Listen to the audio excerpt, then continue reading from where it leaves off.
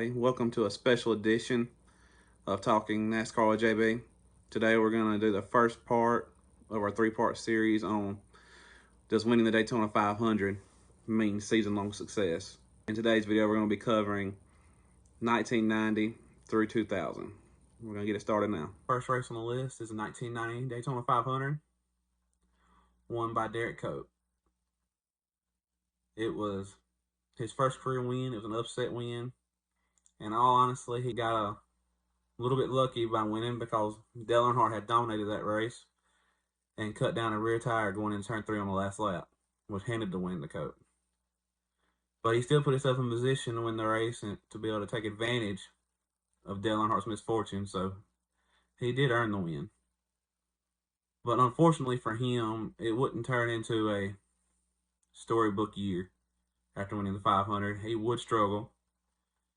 He would win another race at Dover in June, but that would be his only other top 5 finish of the whole season.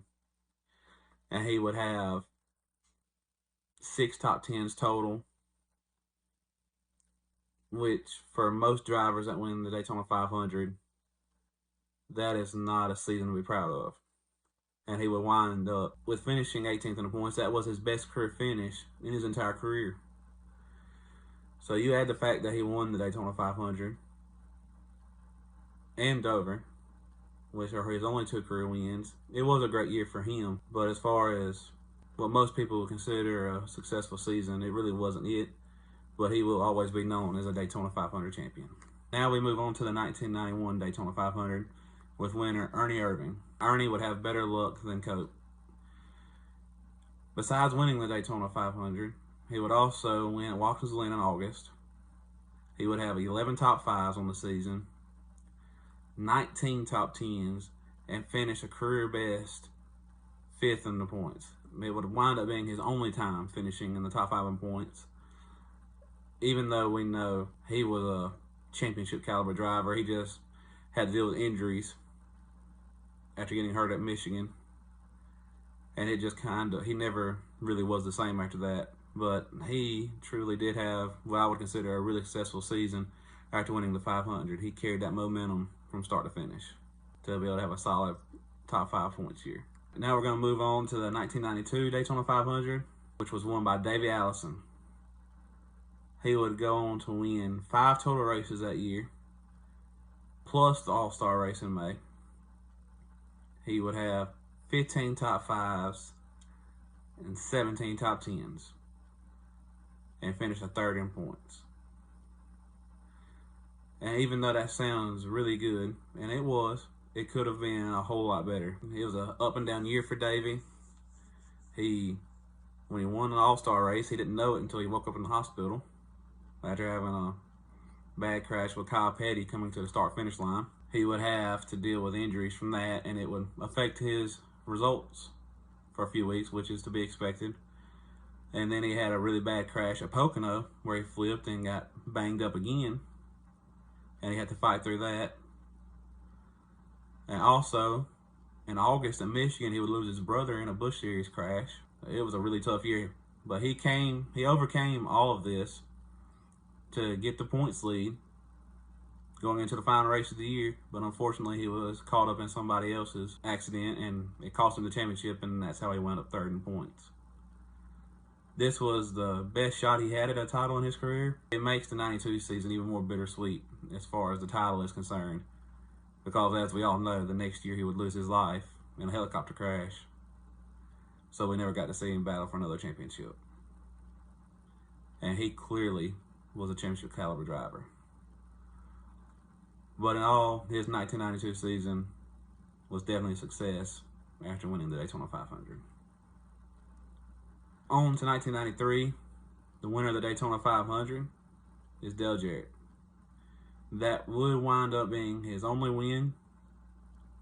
He would accumulate 13 top 5s, 18 top 10s, and finish 4th in the points. A really good, consistent year for Dale Jarrett. By far the best in his career up to that point. But the Daytona 500 win was not only his 2nd career win, it was the first win for car owner Joe Gibbs. So not only did he carry the momentum from winning the Daytona 500 into having his best season yet, he also got his car on our top 5 place finishing points in only their second year in existence. So I would consider that a great success after winning the Daytona 500. In 1994, Sterling Marlin won the Daytona 500. It was also his first career win. But he would have a rough year overall besides winning the Great American Race. He would finish in the top 5 only 5 times on the year and have 12 top 10s.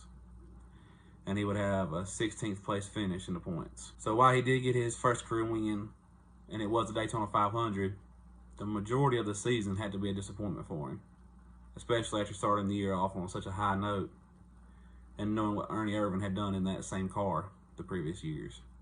On to the 1995 Daytona 500, Sterling Marlin goes back-to-back. This time, though, he carries the momentum from the 500 onto a career-best year up to that point and after. He would have a total of 3 wins, 9 top 5s, and 22 top 10s. He was extremely consistent all year long, and he would finish 3rd in the points.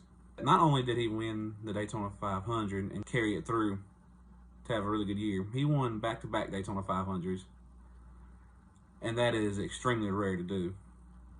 So I would consider 1995 an outstanding season for Sterling Marlin, and it would wind up being his best season of his career as a whole. Moving on to 1996, Dale Jarrett makes his second appearance on the list by winning his second career Daytona 500 over Dale Earnhardt to keep the Intimidator once again from winning.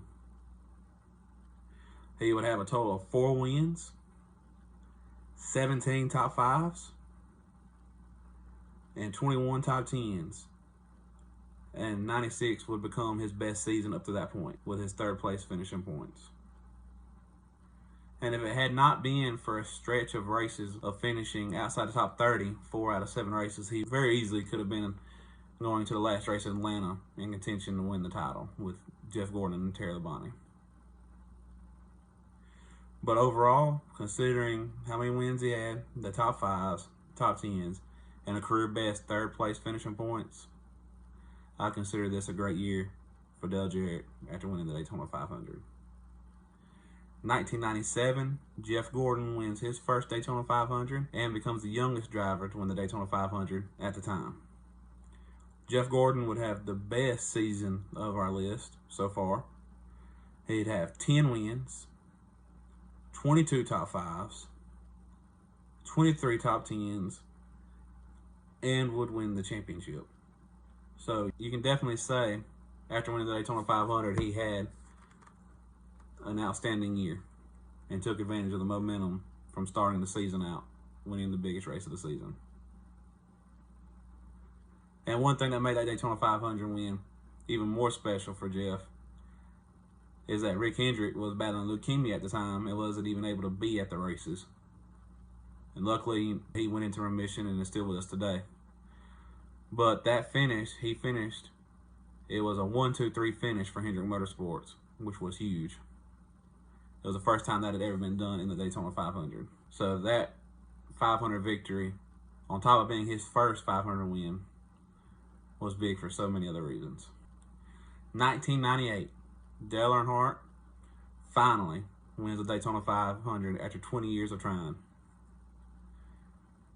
He would go on to have 5 top 5s, 13 top 10s, and finish 8th in points. The Daytona 500 would be his only win on the season.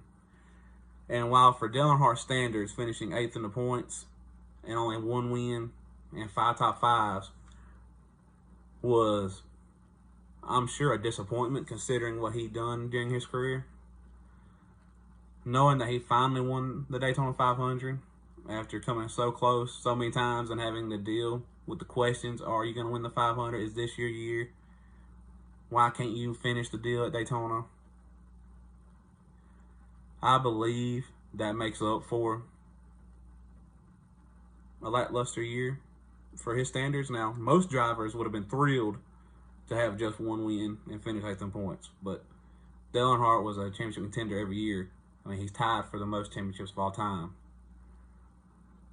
But I think he wanted that race so bad that even he would tell you that was a great year by finally winning the Daytona 500. In 1999, Jeff Gordon would win his second Daytona 500 in 3 years by beating Dale Sr. to the line and keeping him from winning back-to-back. He would have a total of 7 wins, 18 top 5s, 21 top 10s, and finish 6th in points. And that is a really good year by looking at the numbers, especially with wins, top 5s, and top 10s. But that year was up and down for the 24 team. Ray Evernham would leave to go help start up a team for Dodge when they was returning to the sport. So they were dealing with all of that all year. So it led to some inconsistency in the middle of the year. And he just had too many DNFs throughout the year, or he would have been contending for his 4th championship. But he lost Evernham. He would win 2 more races after Evernham left that year at Martinsville and Charlotte. But the most impressive thing he did besides winning Daytona was extending his road course win streak to 5 by sweeping Watkins, Glen, and Sonoma. And that was the first time Jeff had finished outside the top 5 in points since '94. But considering everything that went on with that team, I'd still say that was a great year after winning his second Daytona 500. To wrap up the first part of this 3-part series, 2000, Dale Jarrett makes his 3rd appearance on the list by winning his 3rd Daytona 500. Dale would go on to win 1 other race that season at Rockingham. He would finish in top 5 15 times, have 24 top 10s, and finish 4th in the points, which is a very respectable attempt at defending his championship from 1999. So while he didn't win as many races as he had the last couple years before that, finishing in the top 5 in points, 24 top 10s, and 15 top 5s is nothing to be upset with. So I would consider Dale Jarrett to have had a great year in 2000. All right, guys, that concludes the first part of this 3-part series, talking about the success in the Daytona 500 means season-long success. And for the most part, everybody, except for 2 drivers out of the first 10 on the list, went on to have outstanding seasons after winning the 500. But let's be honest, even though 2 of them didn't, they still always be known as Daytona 500 champions. So guys, if you like this video, give it a thumbs up. And if you want to know when the part 2 is going to come out, subscribe and turn on your notifications. Y'all have a good one.